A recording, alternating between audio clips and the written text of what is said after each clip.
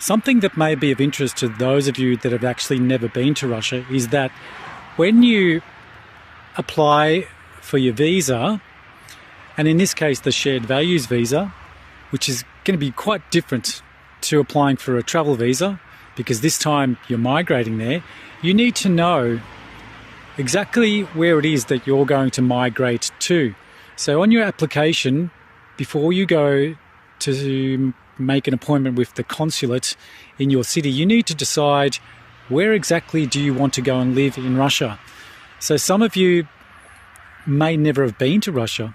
Others watching this have probably been maybe once or twice, maybe even more.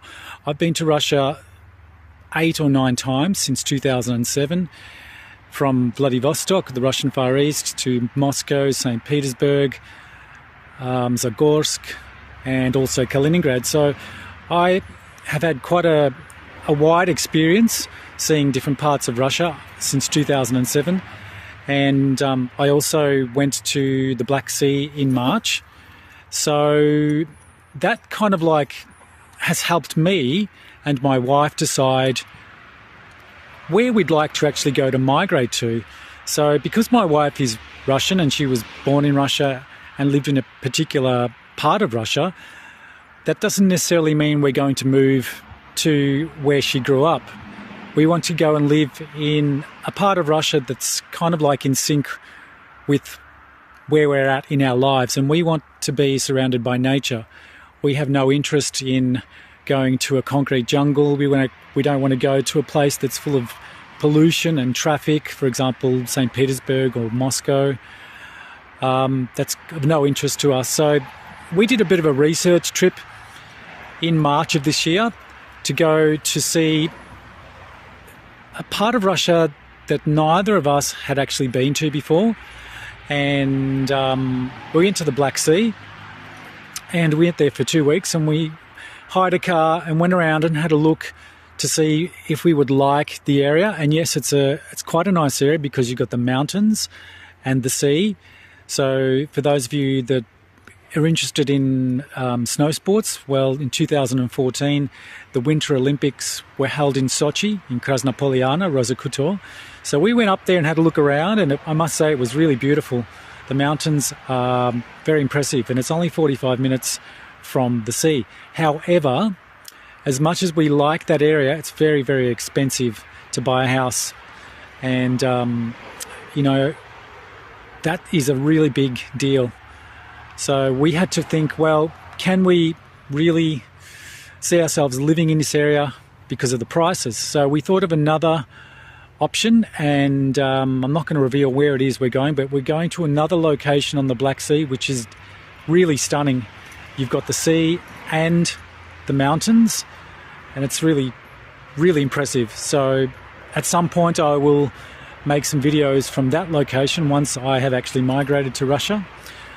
And we've needed to put where we're actually going once we arrive, the city, and an address where we're going to be staying. So you do need to factor these into your visa application for your temporary residency permit once you go to the consulate in your city, wherever that may be, as I mentioned before. So think carefully about where it is that you'd like to go, and some of you might even have to do your own research trips to go to a certain place to see if it really is that place that's where you want to live. Not everyone's going to want to go to Moscow or St. Petersburg.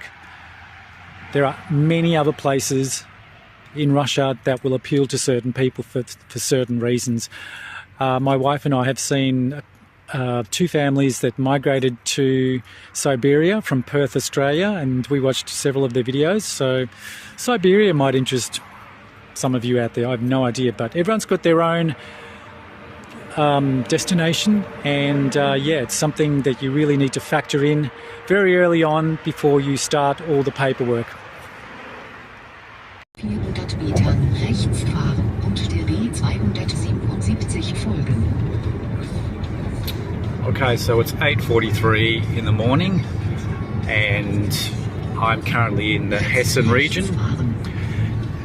Yesterday I drove up 3.5 hours from where I live in the south of Germany to come here, and I'm currently going to collect my Australian passport from the Russian Consulate in Bonn. Now, my experience here is that I've got to go and pick it up in person.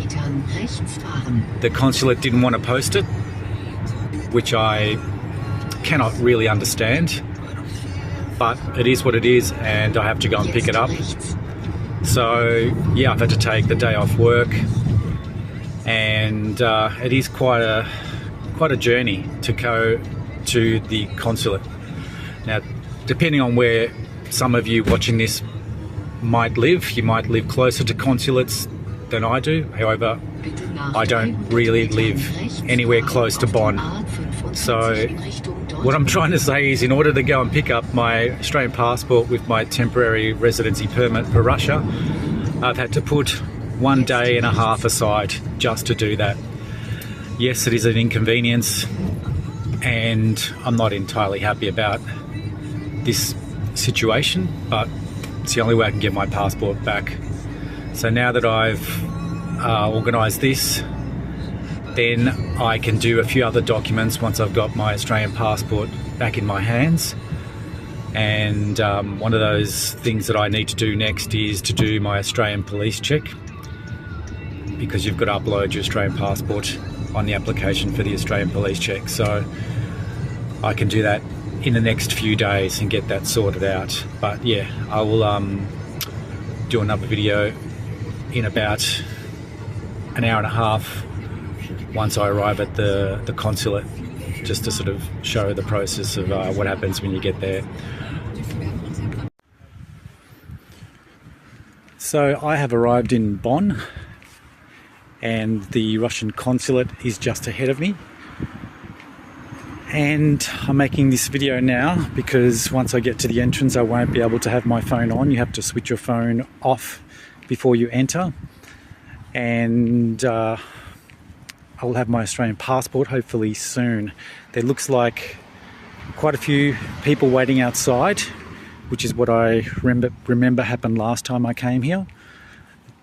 And I don't have an appointment as such, but I should be able to get in rather quickly because I'm just here to collect my passport.